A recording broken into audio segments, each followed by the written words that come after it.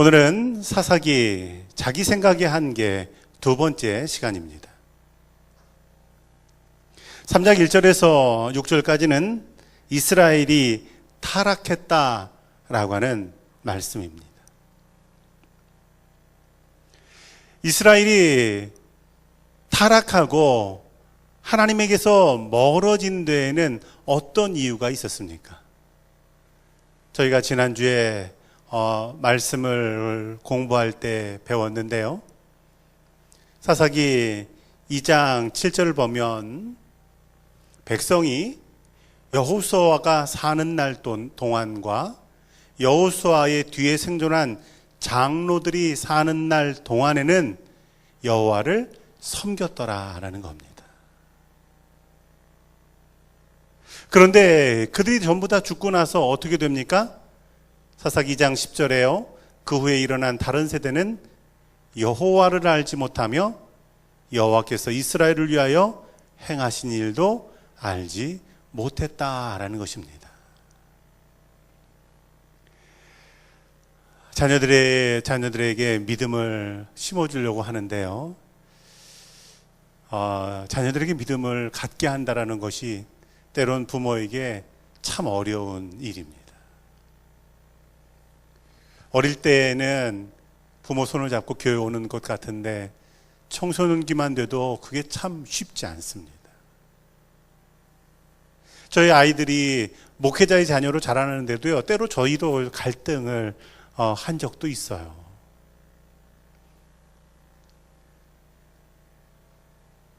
수요일날 저녁 예배 가자 그러면 왜 가야 되는데요? 라고 질문하기도 합니다.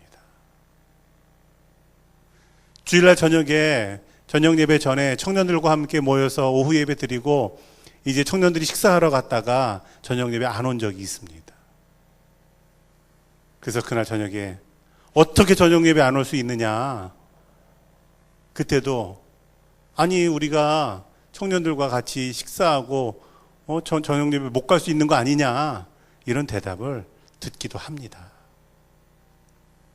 아마 여호수아와 그 부모 세대가 그 자녀들 데리고 하나님 앞에 예배할 때는 그들에게 믿음이 있었던 것처럼 여겨졌을지 모르겠습니다. 그런데 그 세대가 다 떠나고 나니까, 그 부모 세대가 없어지고 나니까 사실 그들에게 믿음이 없었던 것입니다. 하나님이 어떤 분인지도, 하나님께서 어떤 역사를 우리 가정에게, 우리 삶에 행하셨는지를 알지 못했다라는 것입니다.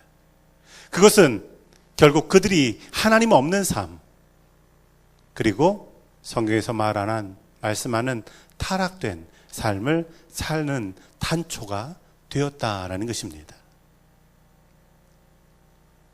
4절 말씀을 보면요, 이제 하나님의 시험이 있습니다. 이 하나님의 시험이라고 하는 것은 정복되지 않은 가나안 족속과의 관계를 통해서 시험이 있다라는 겁니다. 오늘 사사기 2장 말씀을 암송했는데요. 사사기 2장 3절 말씀을 보면 너희가 쫓아내지 않았던 그 가나안 족속들이 그들에게 뭐가 된다고요? 옆구리에 찌르는 가시가 될 거라는 거예요. 그리고 그들이 믿는 신이 너희를 올가매는 올무가 되고 말 거라는 그런 경고가 분명히 있습니다. 그런데 결국 쫓아내지 못했고요. 그리고 그들은 이제 하나님께서 정말 이들이 믿음이 있는지 없는지를 시험하시는 도구가 된다라는 것입니다. 이런 시험에 대해서 이스라엘 백성들은 시험을 통과하지 못하고 불순종하는 모습으로 나타나게 됩니다. 이스라엘의 불순종입니다.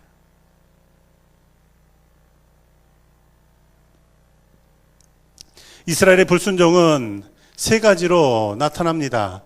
한 가지는 가나안 주민들과의 동거입니다. 동거.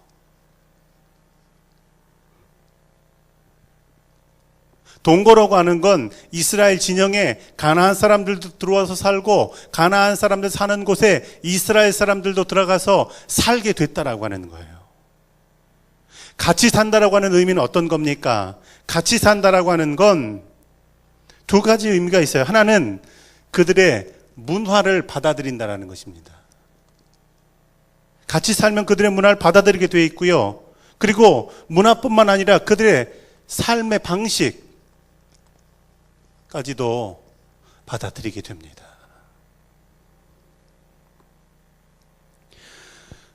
우리가 결혼해서 가정을 이루게 되면요, 그동안 부모에게서 각각 다른 방식으로 교육받고 각각 다른 입맛으로 살았지만 이제 결혼해서 함께 사는 순간 어떻게 되냐면요, 서로에게 영향을 주고받게 되어 있습니다.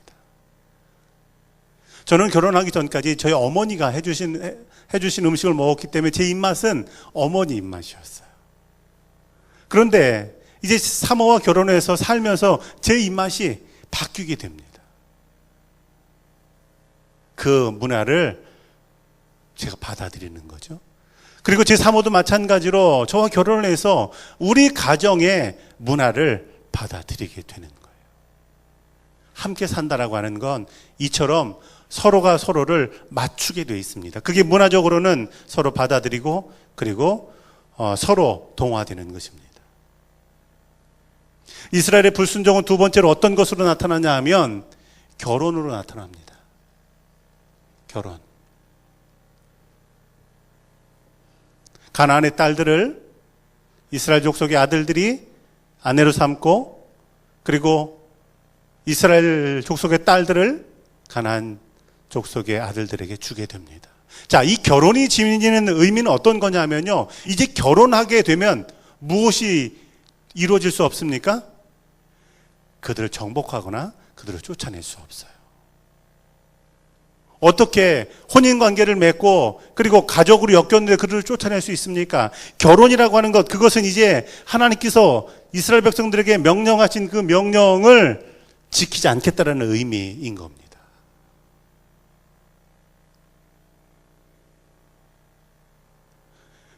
그리고 세 번째로 이스라엘 백성들의 불순종은 어떻게 나타나냐면 우상숭배로 나타납니다. 우상숭배. 그들의 신들을 받아들이게 된 겁니다.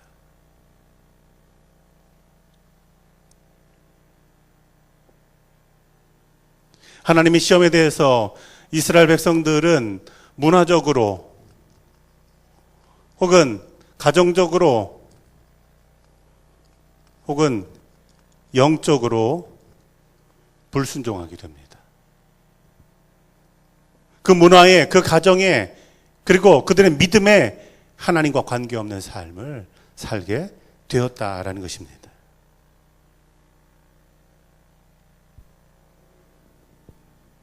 이런 죄악 앞에서 이제 하나님께서는 때로는 그들을 징계하시지만 그러나 부르짖는 그들을 구원하시는 은혜를 베푸십니다. 3장 7절에서 16장 31절까지가 이제 사사들의 이야기입니다. 첫 번째 사사는 온니엘입니다.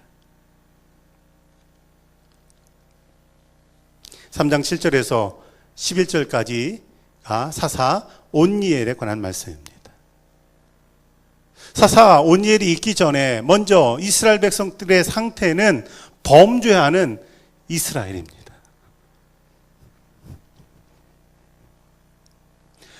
지난 주간에 우리가 사사기를 시작하면서 사사기에 나타나는 이스라엘 백성들의 그 죄의 순환이라고 하는 것을 공부했습니다. 이스라엘 백성들에게 죄가 있습니다. 죄가 있을 때 하나님은 어떻게 하십니까? 그들을 징계하세요. 왜 징계하실까요? 사도 바울은 우리에게 이렇게 말씀합니다. 너희에게 징계가 없다면 너희가 누가 아니라고요? 아들이 아니라는 거예요. 아들이. 징계가 없다면 너희는 하나님의 자녀가 아니라는 거죠. 징계하신다라고 하는 건 여전히 이스라엘 백성들이 하나님의 백성이라고 하는 의미가 됩니다. 이런 징계를 당할 때 그들은 어떻게 합니까? 고통 가운데에서 고난과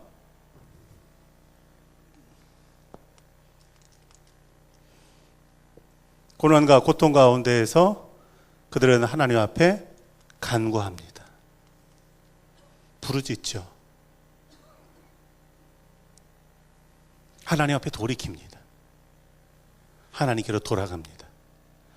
그렇게 될 때 하나님께서 이스라엘 백성들에게 구원의 은혜를 베푸시죠. 이때 구원의 은혜에 쓰임받는 사람들이 바로 사사입니다. 사사. 그래서 그들에게 평안이 있습니다.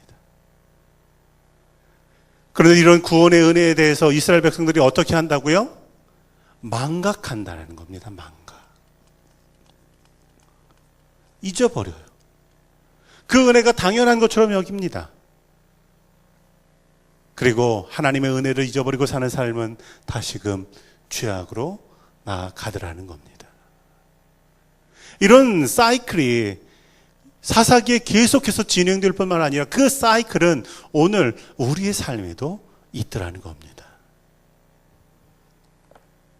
어떤 때는 정말 믿음이 뜨겁고 은혜 아니면 살 수 없을 것 같다가 어느 때는 저 바닥까지 내려가서는 탄식하고 그리고 절망할 때가 있더라는 거예요. 그런데 이런 탄식과 절망 가운데 그대로 내버려 두지 않고 또 은혜를 베푸시는 걸 경험하는 우리의 삶이 오늘 사사기에 나와 있는 그들뿐만 아니라 우리들의 삶이기도 하다라는 것입니다. 자, 사사 온니엘을 하나님께서 사용하실 때 이런 순환 사이클은 어떻게 이어질까요? 첫 번째로는 범죄하는 이스라엘입니다. 7절 보면 이스라엘 자손이 여호와의 목전에 악을 행하여 자기들의 하나님 여호와를 잊어버리고 바알들과 아세라를 섬겼다라는 것입니다. 바알과 아세라를 섬기기 전에 뭐가 있습니까? 하나님을 잊었다라는 거예요. 망각.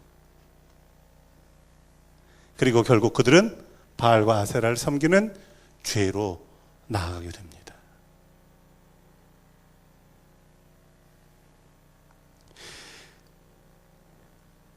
이스라엘 백성들은 가나안 땅에 살면서 하나님의 은혜에 풍성하게 젖어서 사는 것이 아니라 그러나 자신들의 삶에 그 은혜 대신 바알과 아세라라고 하는 얼룩진 삶을 살게 되었다는 겁니다. 제가 이제 군대 갔다 와서 첫 번째로 전도사로 나간 사역했던 교회가 있어요. 그 교회에서 이제 한 번은 어떤 교우가 저한테 와이셔츠를 선물로 사줬습니다.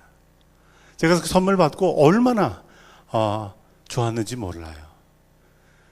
당시에는 이제 전도사 막 시작할 때라서 그 셔츠가 없었거든요. 그런데 그분이 선물해 주셔서 너무 잘 입었는데 제가 만년필을 쓰는데요.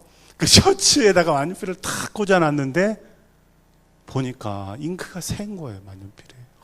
그래가지고 여기 파란색 물이 들었습니다.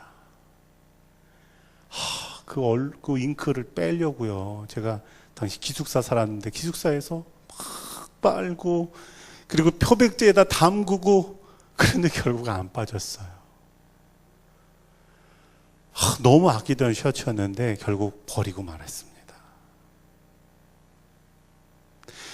이스라엘 백성들이 하나님을 섬기지 않고 우상을 섬긴다라고 하는 건요, 그런 하얀 셔츠에 얼룩이신 것과 같아요. 하나님은 사랑하는 그들을 내버려 두지 않으시고 그들을 징계하십니다. 하나님의 심판이 그들에게 임하게 됩니다. 그리고 그 심판 앞에서 그들은 회개하게 되는 것이 8절과 9절입니다. 하나님의 심판은 징계는 어떻게 이루어집니까? 8절에 보면 여호와 하나님께서 이스라엘을 메소포타미아 왕 구산 리사다임의 손에 파셨다라는 거예요. 손에 파셨다. 이스라엘은 지금 누구 손에 있었습니까? 하나님 손에 있었죠. 그런데 하나님이 주권 아래 있던 이스라엘 백성들을 잠시 동안 구산 리사다임의 왕의 손에다 맡기셨다라는 거예요. 너희가 알아서 해봐라. 이게 파셨다라는 의미예요. 이것이 이스라엘 백성들의 임한 심판이고 징계입니다.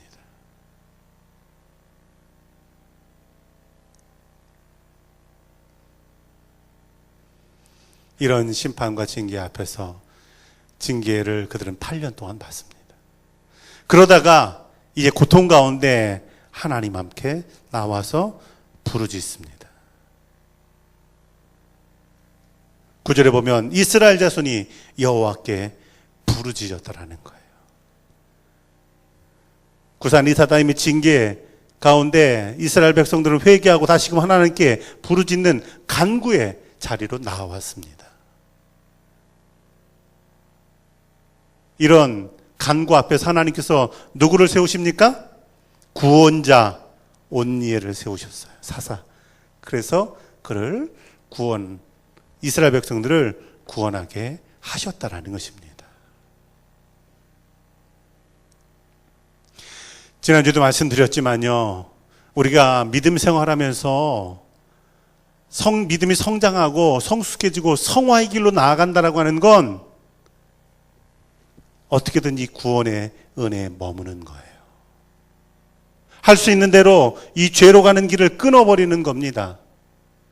하나님의 징계를 두려워하면서 늘 깨어있는 것이에요.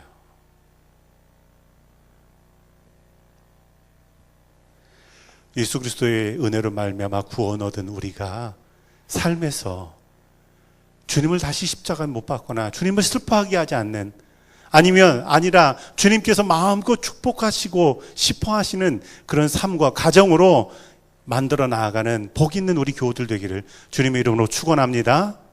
하나님께서는 징계하시지만 또다시 구원하시지만 이것은 너무나 어려운 과정이에요. 우리 삶에 이런 사이클이 계속된다고 한다면 우리의 믿음의 여정은 정말 수월치 않습니다. 대단한 일을 하는 것 같지 않지만 그러나 구원의 은혜 안에 누리며 죄악을 멀리하고 살아가는 삶이 정말 복이 있는 삶인 것을 기억하시기 바랍니다. 자, 하나님께서 사사 온니엘을 세우세요. 10절에서 11절까지는 온니엘을 통한 구원입니다. 온니엘을 통한 구원. 자, 그런데 첫 번째 사사였던 온니엘에게 한계가 있습니다.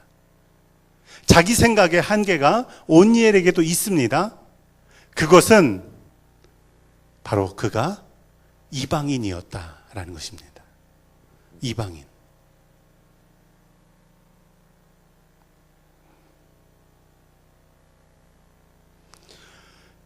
사사기 3장 10절을 보면 이 온니엘을 소개할 때 어떻게 소개하나요? 온니엘의 아버지가 누굽니까? 그나스입니다. 그나스. 그런데 온니엘을 소개할 때 그나스의 아들이라고 소개하지 않고 누구라고 소개합니까? 갈렙의 아우였던 그나스의 아들이라고 이렇게 소개합니다. 이 짧은 한 구절에는요, 정말 많은 내용이 담겨 있어요. 갈렙은 누굽니까? 여호수아서에 보면 여호수아서 14장 6절 유인물에 나와 있죠. 갈렙을 소개할 때 갈렙은 그니스 사람 여분네의 아들이라고 소개해요. 갈렙의 아버지 누굽니까? 여분네. 여분네는 어디 사람이냐 하면요, 그나스 좀 헷갈리죠? 여분네는 그니스 사람이에요. 그니스 사람이라고 하는 건 어떤 의미냐 하면 이스라엘의 12지파가 아니라는 거죠.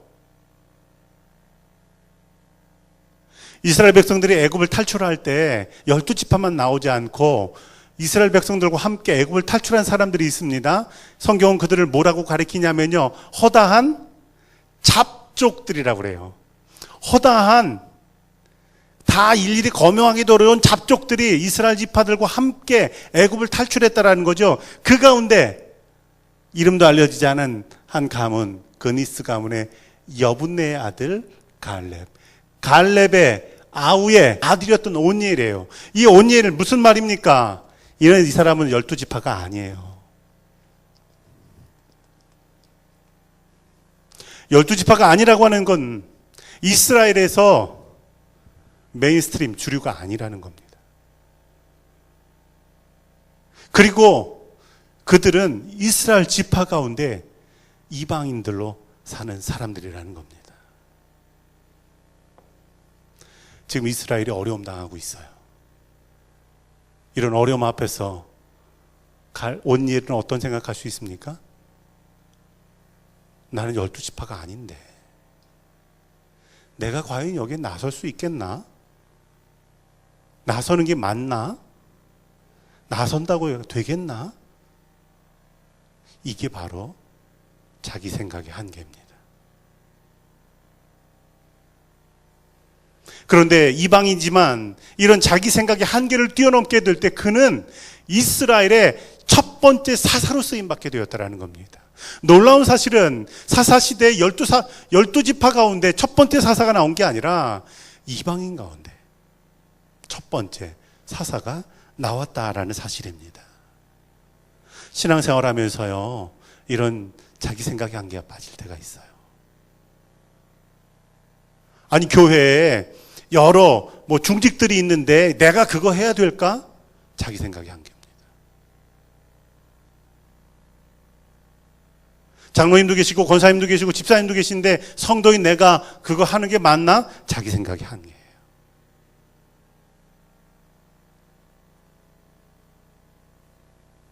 그걸 뛰어넘게 될 때 하나님께서는 그를 존귀하게 사용하십니다.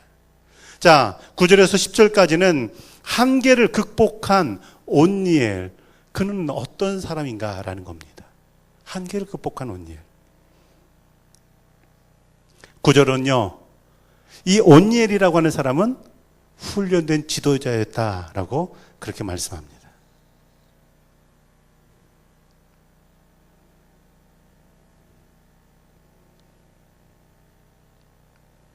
훈련된 지도자. 온니엘을 하나님께서 부르실 때 9절 말씀해 보면 지금 갈렙의 아우 그나스의 아들 온니엘이라고 소개하는데 우리는 이 말씀 한 절에서 갈렙과 온니엘의 연결을 읽을 수가 있어요. 성경에선 보통 누구의 아들 혹은 어느 지방의 누구라고 말하지 누구의 아우의 아들이라고 말하지 않아요. 그렇게 말하는 이유는 의미가 있기 때문이죠. 그 의미는 온니엘과 갈렙이 연결되어 있다는 겁니다. 온니엘은 갈렙에게 영향받은 사람이에요. 조카 사이지만, 삼촌과 조카 사이지만 어떤 영향을 받았습니까? 갈렙은 가네스 바네아에서 12명의 정탐꾼으로 갈 때 여호사와 갈렙 그 두 명만이 돌아와서 믿음의 보고를 했던 사람이에요. 광야를 지났고 그리고 가나안 땅에 들어와서 아무도 정복하기를 꺼려했던 헤브론 산지를 보면서 이 산지를 내게 주소서, 나이 85세 그렇게 말했던 믿음의 사람이 갈렙입니다.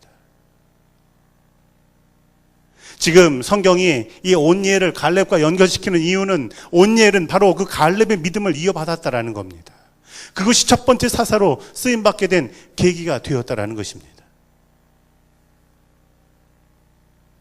여호사와 갈렙 세대가 세상을 다 떠났지만, 그래서 다음 세대는 하나님을 알지 못하는 것 같았지만, 그런데 그 가운데도 믿음으로 훈련받은 사람이 있었다라는 것이고, 그 사람을 하나님께서는 사용하신다라는 겁니다.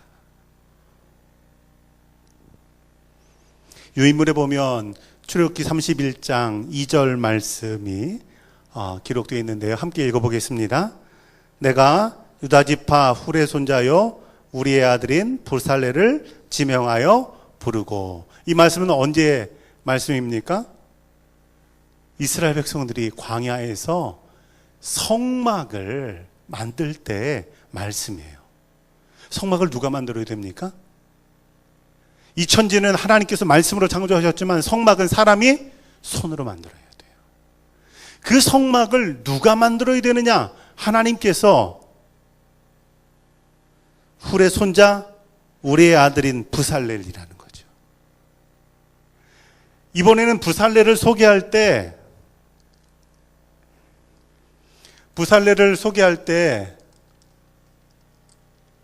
부살렐의 아버지 누구 소개합니까?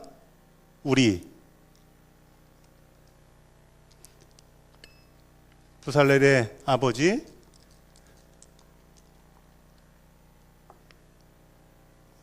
우리를 소개합니다. 우리의 아버지가 누굽니까? 우리의 아버지 훌이에요, 훌. 이렇게 연결되는 거예요. 자, 부살렐을 소개하면서 우리의 아들 부살렐 그러면 되는데 왜 훌을 소개합니까? 부살렐이 훌과 연결되어 있다라는 거예요. 영향받았다라는 거예요. 하나님께서 부살렐을 부르신 데는 훌이라고 하는 사람의 영향이 있기 때문이라는 겁니다. 훌은 누굽니까? 르비딤 골짜기에서 모세가 지팡이를 잡고 손을 들고 있을 때 피곤해서 자리에 앉게 됩니다. 그때 옆에서 한쪽에서 누가? 아론이, 다른 한쪽에서는 훌이 모세의 손을 붙잡고 있죠. 여기서 부살렐이 쓰임받은 건요, 단순히 그냥 훌의 손자이기 때문이 아니에요. 부살렐이 쓰임받은 건 훌의 그 믿음이 이 부살렐에게 이어졌다라는 것을 의미하는 것입니다. 왜냐하면 성경이 분명히 말씀합니다. 하나님의 은혜라고 하는 건 혈통을 따라 이루어지는 게 아니라는 거예요. 혈통을 따라서 이루어지는 것이 아니라 사실은 믿음을 따라서 이루어지는 겁니다. 부살렐이 성막을 짓는 사람이 된 이유, 그것은 결국 훌의 믿음이 부살렐에게 이어졌고, 그리고 훌이 부살렐을 믿음으로 양육했기 때문이라는 겁니다.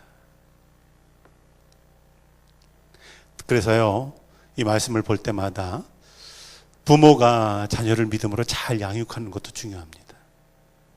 그런데 때로는 자녀를 믿음으로 잘 양육하지 못했던 때들이 있습니다. 그래도 또 한 번의 기회가 있는 거예요. 손주를 믿음으로 잘 기를 수 있는 기회가 있다라는 겁니다. 저는 우리 교우들이 목사님 제가 이제 손주를 좀 봐줘야 돼요. 어떻게 좀 봐줘야죠? 그러면 제 마음 한편으로는 그거 힘든 일인데 앞으로 어떡하시나 이런 생각이 있지만, 또 한편으로는 그 길을 통해서 믿음을 잘 손자 손녀를 믿음으로 잘 기르시면 좋겠다라는 생각을 하기도 합니다.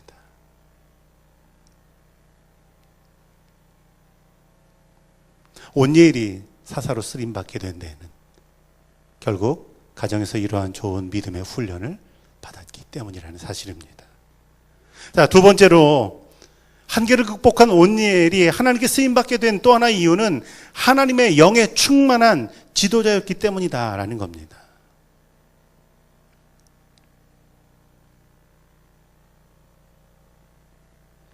온니엘이 하나님의 그런 사람으로 쓰임받게 된 그것은 그가 이런 좋은 믿음의 훈련을 받은 가문에서, 가정에서 자랐기 때문만은 아닙니다. 여호수아에 보면 헤브론 산지를 점령하러 나아갈 때 온니엘이 앞장서서 나아가요. 용맹하다는 거예요. 자, 이것도 중요한 일입니다. 그런데 이 두 가지를 포함해서 더 중요한 일이 있어요. 그건 10절에 보니까 그가 여호와의 영이 그에게 임하셨다라는 거예요. 즉 성령에 사로잡힌 사람입니다. 성령께서 주장하시는 사람이에요.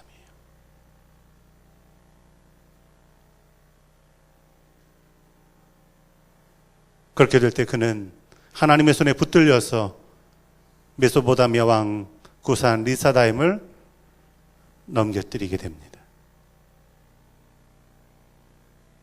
사사가 된 것도, 그들을 무너뜨리게 된 것, 그것도 다 하나님의 영이 그를 붙잡았기 때문입니다. 온니엘이라고 하는 사람에 대해서 성경은 그의 연약함이나 그의 부족함을 말하지 않습니다. 그러나 우리와 성정이 같은 사람이라고 한다면 분명히 그에게도 연약함이 있고 실수가 있고 약점이 있습니다. 그럼에도 불구하고 성령께서 그 사람을 사로잡으면 하나님께서는 그 사람을 사용하시고 그 사람을 통해서 일하시는 것입니다. 마찬가지로 우리도 하나님의 영에 사로잡히고 하나님께서 우리를 주장하시면 놀라운 하나님의 도구로 쓰임받을 수 있다는 사실을 기억하시기 바랍니다. 그것을 사모하시기 바랍니다. 온니엘 한 사람이 이런 놀라운 은혜를 누리게 될 때 앞으로 어떤 삶이 이루어집니까? 11절에 보니까 그 땅이 평온한데 40년 동안 평온했다라는 겁니다. 한 사람이 믿음으로 살고 그리고 그 민족을 믿음으로 이끌게 될 때 40년 동안의 평안함이 그들에게 선물로 주어졌다라는 겁니다. 엄청난 영향력이에요.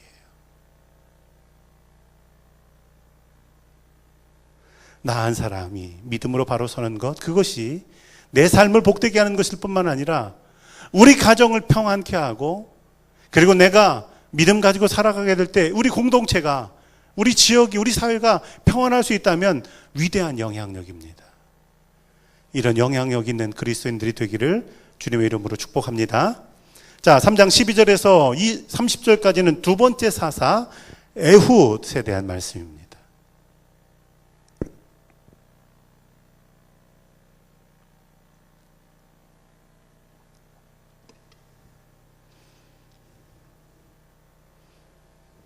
(12절에서) 14절까지는 악을 행하는 이스라엘입니다. 40년 동안, 여기 지어졌네요. 40년 동안 하나님께서 은혜를 주셨는데 그 은혜가 은혜 충만해서 사는 기간이 아니라 망각의 기간이 되고 말았어요. 그래서 그들은 40년의 은혜를 잊어버리고 다시금 죄를 범하게 됩니다. 그 죄에 대해서 12절에서 이렇게 말합니다. 이스라엘 자손이 또 여호와의 목전에 악을 행하니라. 여호와의 목전에서. 여호와의 목전에서라는 건요, 하나님 앞에서라는 거예요. 하나님 앞에서. 우리가 신앙생활 하면서 내가 하나님 앞에 있습니다 라고 하는 믿음의 고백은 두 가지의 의미가 됩니다. 하나는 내가 하나님 앞에 있다면 어떤 어려움이 있어도 두려울 것 없다라는 거예요. 그리고 또 하나, 하나님 앞에서라는 것의 의미는요, 내가 하나님 앞에 있기 때문에 절대로 그럴 수 없는 일이 있다라는 겁니다. 하나님 앞에서 살았던 대표적인 사람이 구약의 요셉이에요. 요셉. 구약 성경을 보면요, 요셉의 믿음이 구체적으로 나오지 않습니다. 어떤 믿음의 사람이었는지, 요셉이 하나님을 바라고 하나님께 기도하고 하나님께 제사하고 이런 말씀 안 나와요. 자, 그런데 우리가 이 요셉을 위대한 믿음의 사람이라고 말하는 이유는 그런 고난과 절망 앞에서 요셉은요, 절망하지 않게 되는데 그 이유가 뭐냐 하면 하나님께서 나를 보고 계시는 것을 알았기 때문인 거예요. 하나님 앞에서 나는 삽니다. 그래서 나는 절망하지 않습니다. 그리고 요셉의 삶에서 유혹의 순간이 찾아오잖아요. 주인의 아내가 요셉을 유혹하게 될 때 요셉이 뭐라고 뿌리칩니까? 주인에 대한 의리 때문이 아니에요. 내가 하나님 앞에서 어찌 범죄할 수 있겠습니까? 이렇게 대답한단 말입니다. 하나님 앞에서가 요셉의 삶의 화두였어요. 그리고 하나님 앞에서 사는 요셉의 삶은 하나님께서 인정하시는 삶이 됩니다. 그런데 이스라엘 백성들은 여호와의 목전에서 악을 행합니다. 이 말의 의미는 하나님을 의식하며 살지 않는다라는 거예요. 하나님에 의해서 멀어졌다라는 것입니다. 하나님 없이 자신의 생각대로 산다라는 겁니다.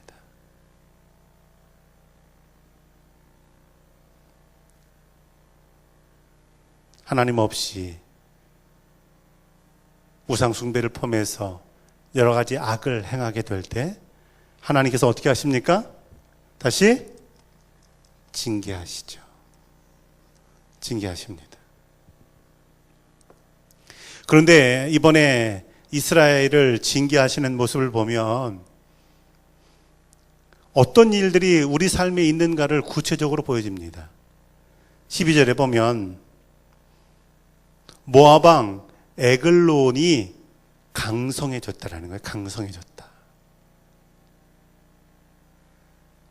이스라엘 백성들이 평안히 살 때 아무런 문제가 되지 않는 사람들이었습니다.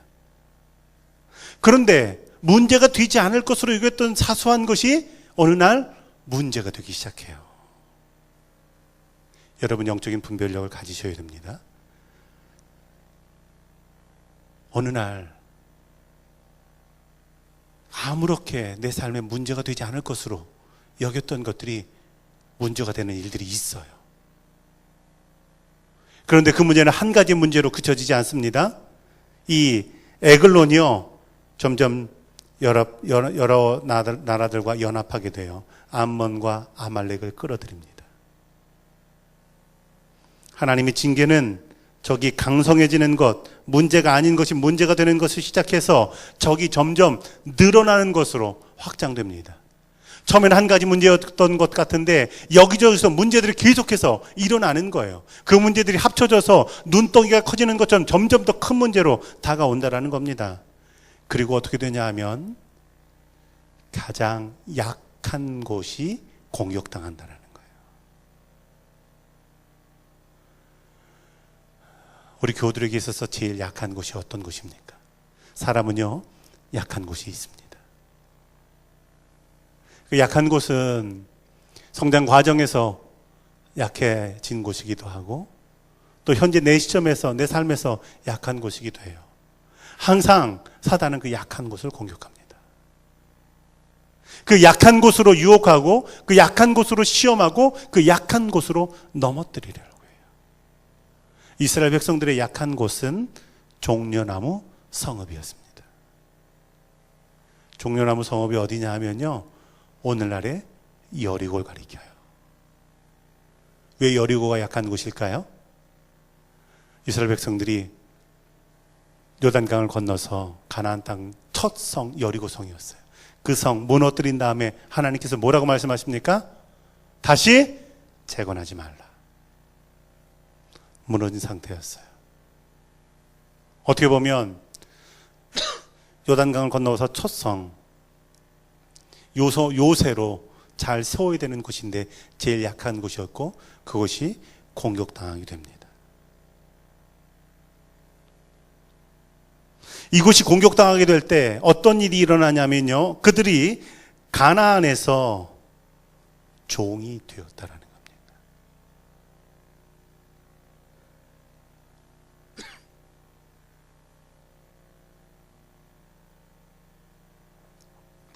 이스라엘 백성들이 애굽에서 종살이 하다가 하나님께서 자유를 주시고 은혜를 주셔서 애굽을 탈출했잖아요.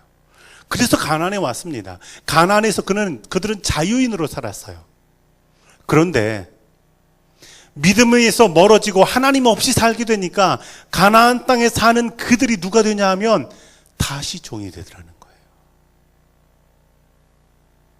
즉 하나님 없이 살면 그 몸은 가난이 있는 것 같아도 결국은 종노릇하게 될 수밖에 없다라는 것입니다. 죄의 결과가 뭐냐면 결국은 종노릇하게 된다라는 거예요. 종노릇하게 되는 겁니다. 18년 동안 그 모압 왕 에글론의 종으로 살게 됩니다. 자, 15절에서 30절까지는 이제 에훗을 통한 구원입니다. 이런 고통 가운데 이스라엘 백성들이 다시 어디로 갑니까? 하나님 앞에 간구해요. 하나님께 부르짖어 기도합니다. 하나님께 회개합니다. 그때 하나님께서 베냐민 사람 사사로 에훗을 세워서 이스라엘 백성들을 구원하게 됩니다. 자, 에훗도 자기의 한계가 있습니다. 에훗의 자기 한계는 뭘까요? 그건 바로 그가 왼손잡이라는 거예요. 왼손잡이. 왼손잡이라고 하는 것은요, 원어적으로 어떤 의미가 있냐면 오른손을 쓰지 못한다는 의미입니다. 그래서 많은 학자들은 왼손잡이라고 하는 의미를 오른손 장애를 가지고 있다라고 그렇게 이해를 합니다. 오른손에 장애를 가지고 있다면 그건 정말 큰 그의 한계입니다. 그런데 오른손에 장애가 없고 오늘날의 의미로 받아들여서 왼손잡이라고 할 때도 사실은 그 당시 시대에는 이것이 장벽이 되고 한계가 되었다라는 겁니다. 지금은 그렇지 않았지만 우리 사회에서도요, 왼손잡이를 못 쓰게 한 적들이 있습니다. 저는 오른손잡이인데요, 저희 형은 왼손잡이였어요. 제가 어릴 때인데 지금도 기억이 생생합니다. 한 번은 겨울에 방학 때 이제 시골에서 농사 지으시는 할아버지가 농사 끝나면 이제 쌀을 잔뜩 트럭에다가 이제 해가지고 싣고 서울로 오시거든요. 그래서 이제 저희 집에다가 쌀을 제일 많이 버리고, 왜냐하면 외아들이니까.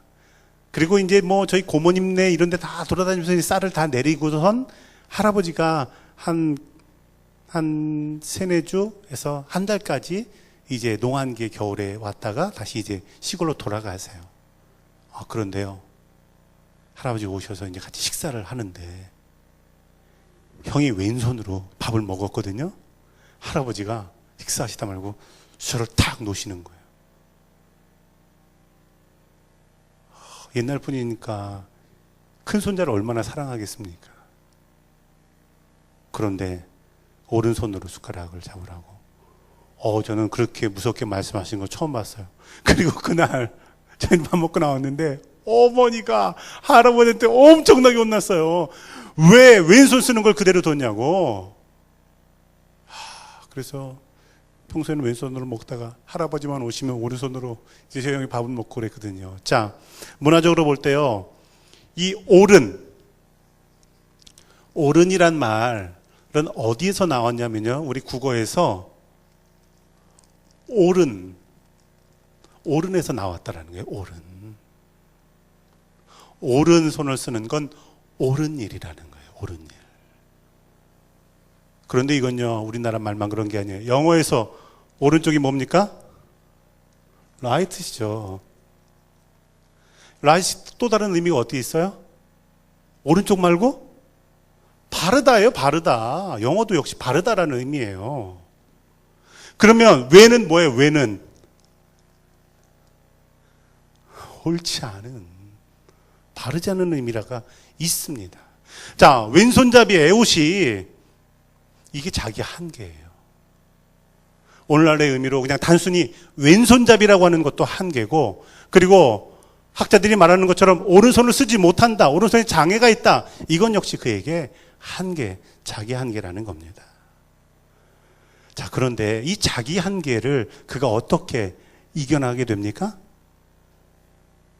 그 이겨나가게 된 가장 중요한 이유는 하나님이 그를 사사로 부르셨다라는 거예요. 하나님이 그를 사사로 부르셨다라고 하는 건 오늘 우리 삶에서 자기 한계가 여러 가지 있는데 이 자기 한계를 뛰어넘는 능력이라고 하는 건 믿음의 능력이라는 사실입니다. 성경에 있는 믿음의 사람들, 그리고 믿음 가지고 살았던 기독교 역사의 수많은 사람들은 자기 한계를 어떻게 뛰어넘냐 하면 믿음의 능력 가지고 뛰어넘었다라는 사실입니다.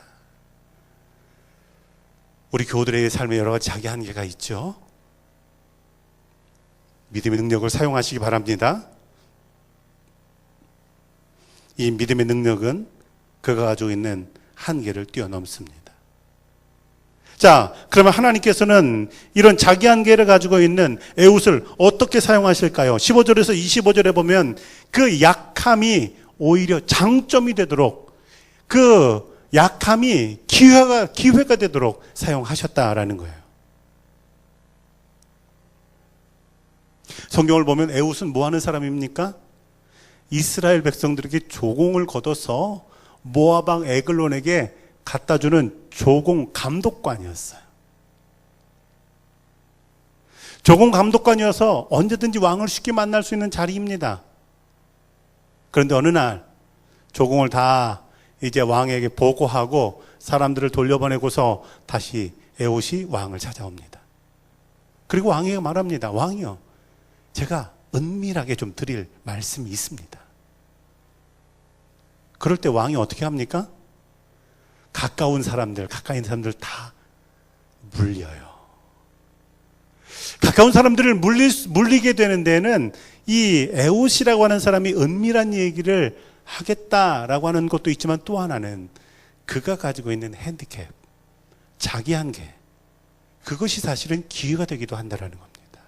아니, 왕 입장에서는요, 지금 자신이 쓰고 있는 조공 감독관이긴 하지만 이스라엘 사람 아닙니까? 아니, 이 사람 뭘 믿고 자신의 가까이에 있는 이 신하들 다 물릴 수 있습니까? 그가 오른손을 쓰지 못하는 한계를 갖고 있는 왼손밖에 쓸 수 없는 사람이라고 한다면 왕은 그럴 수 없다라는 거죠. 그가 가지고 있는 그런 약함, 그게 오히려 하나님께 쓰임받게 된 기회가 됩니다. 칼을 오른쪽 허벅지에 차고 있다가 왼손으로 칼을 빼서 그를 죽이고 그를 쓰러뜨리게 되었다라는 겁니다. 성경에 보면 하나님께서는 하나님의 사람을 쓰실 때 그 단점을 들어서 장점이 되게 하시는 경우가 얼마나 많은지 몰라요. 예수님께서 베드로를 부르셨잖아요. 성경에 보면 베드로는 그 성격이 굉장히 다혈질인 사람입니다. 어떤 때는 행동이 너무 급한 사람이에요. 예수님께서 십자가 지신다고 할 때 뭐라고 합니까? 다른 사람들 다 떠난다 할지라도 나는 주님과 함께 죽겠습니다. 이렇게 말부터 하고 맙니다. 아니, 예수님께서 물 위를 걸어오실 때 예수님이다 하니까 그냥 물 위로 뛰어드는 사람이 베드로예요. 이런 성격이 그에겐 단점이 있지만 예수님은 오히려 그런 그의 성격이 장점이 되도록 열정이 되게 하십니다. 초대교회를 보면요, 베드로는 정말 열정이 있었어요. 이 열정은 어려움을 돌파하는 힘이 됩니다. 이방인의 사도로 쓰임받았던 사도 바울은 어떤 사람입니까? 사도 바울의 서신을 보면 여러 번 등장하는 게 있는데요, 사도 바울의 약함이 하나 있어요. 그건 사도 바울이 언변에 재주가 없었어요. 언변에 재주가 없다라고 하는 건 말로 사람들을 설득하는 재주가 없어요. 말을 조리 있게 못해요. 초대교회 지도자 가운데 말을 조리 있게 하던 지도자가 누굽니까? 아볼로예요, 아볼로. 아볼로는요, 말을 얼마나 조리 있고 설득력 있게 하는지 몰라요. 비해서 사도 바울은 그렇지 않았어요. 자, 그런데 바울은 말은 조리 있게 못하지만 어떤 능력이 있냐면 글 쓰는 능력이 있어요. 글 쓰는. 놀랍게도요, 신약성경에 들어와 있는 많은 서신들은 사도 바울이 글로 남긴 것입니다. 그 약점이 있지만 그것이 오히려 강점이 되게 된 겁니다.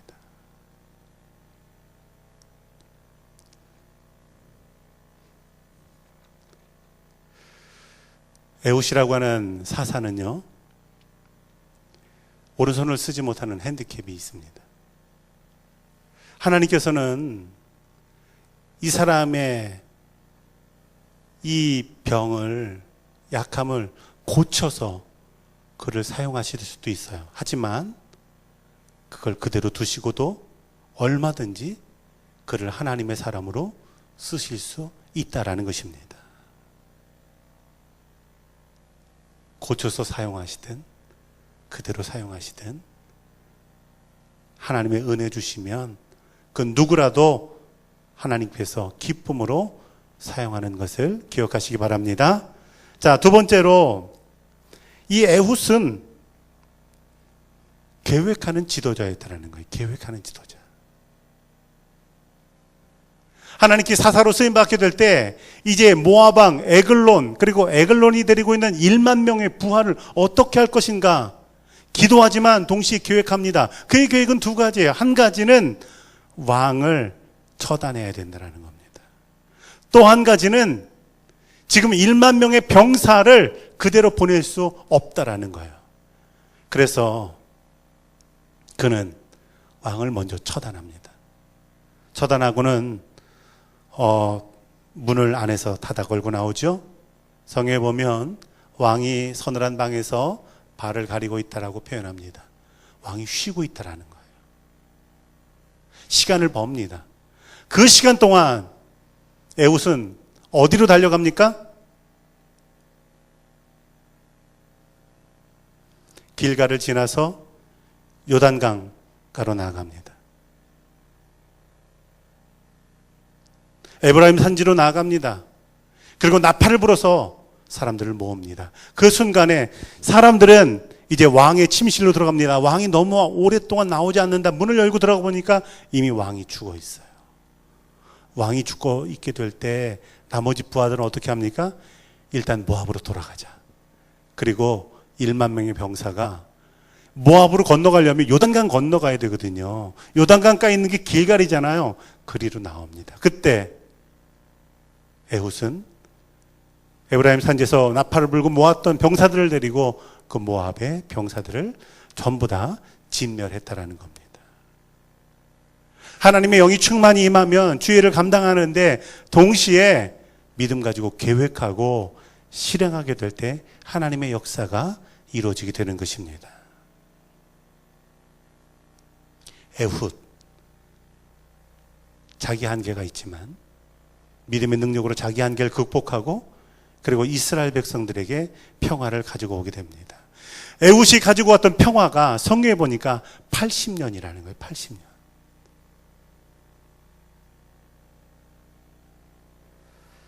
우리 교우들의 삶을 통해서 하나님께 주시는 평안이 개인과 가정에 늘 가득하기를 다시 한번 주의 이름으로 축복합니다.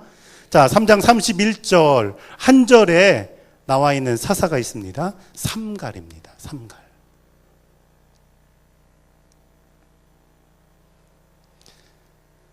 사사 중에 대사사가 있고 소사사가 있다고 말씀드렸죠?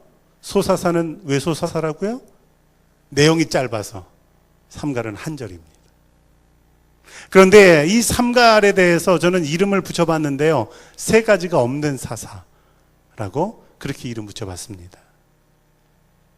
하나님께 쓰임받을 때 내게 없는 것이 많이 있어도 그건 아무런 문제가 되지 않는다라는 거예요. 사사, 삼갈에겐 뭐가 없습니까?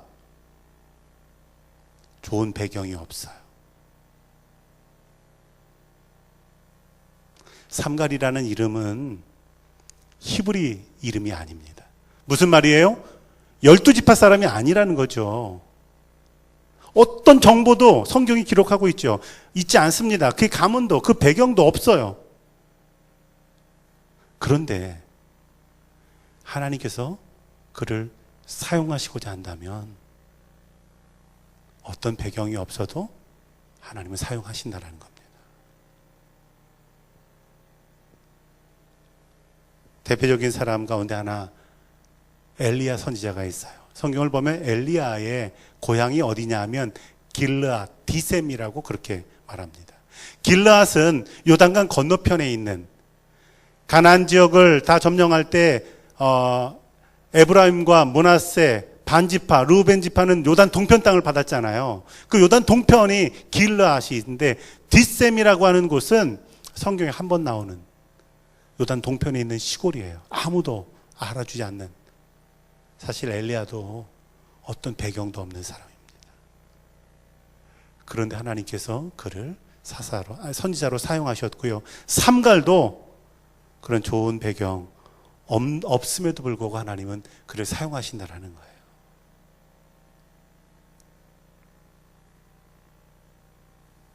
삼갈에게 없는 게 또 있습니다. 두 번째로는요, 사람들이 주목하는 것이 없어요. 사람들이 주목하는 게 없다라는 건 어떤 의미냐 하면, 이 삼갈 앞에 있는 사사가 누굽니까? 에훗이에요, 에훗.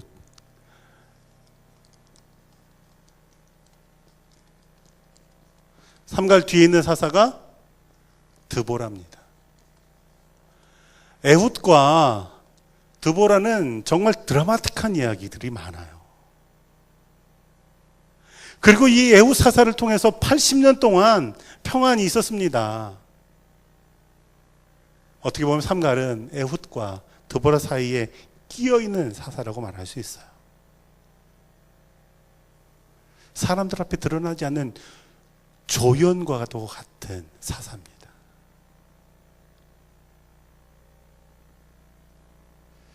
사람들은 주목하지 않을 것 같지만, 그냥 평범한 이야기 같지만, 그러나 당시로 돌아가 본다고 한다면 아무도 주목하지 않는 그 사람, 그러나 하나님께서는 주목하시고 사용하셨다라는 겁니다.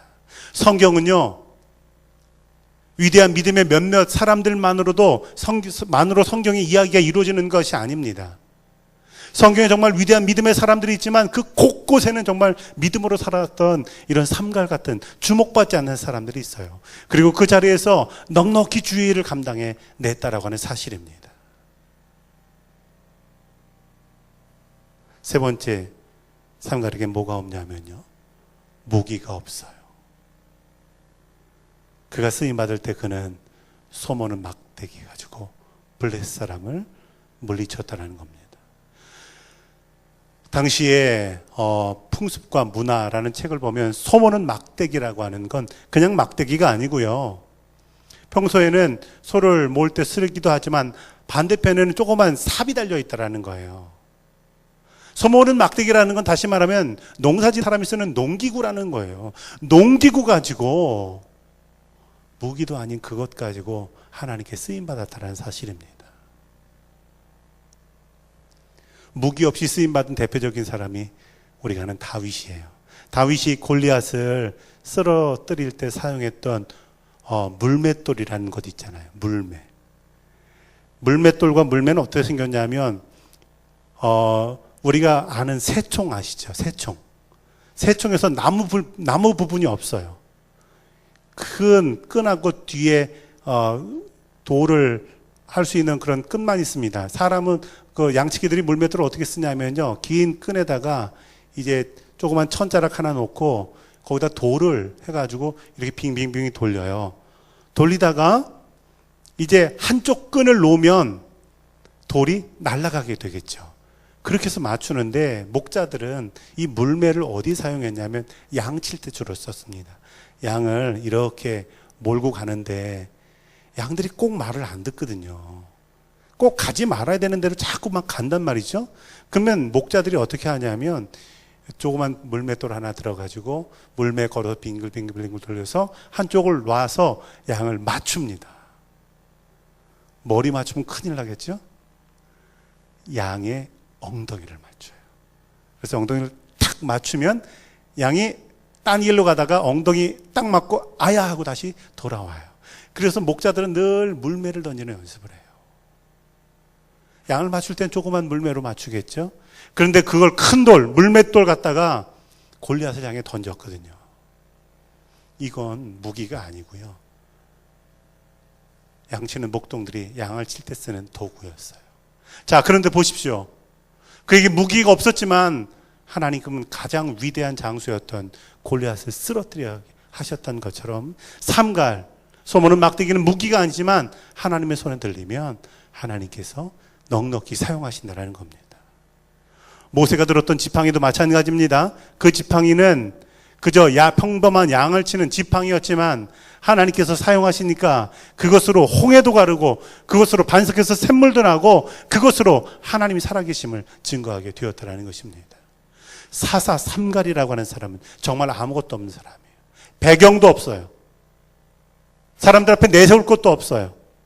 변변한 무기도 없어요. 그러나 하나님께서 그 사람을 기뻐하시고 사용하신다고 한다면 그건 아무런 문제가 되지 않는다라는 사실입니다. 우리 교우들의 삶에도 하나님께서 기뻐하신다면 우리가 처해져 있는 환경, 여건 아무런 상관없다는 걸 꼭 믿으시기 바랍니다. 그리고 하나님께서는 아무것도 없어도 충분히 그 사람을 통해서 놀라운 일을 이루실 수가 있다라는 것입니다.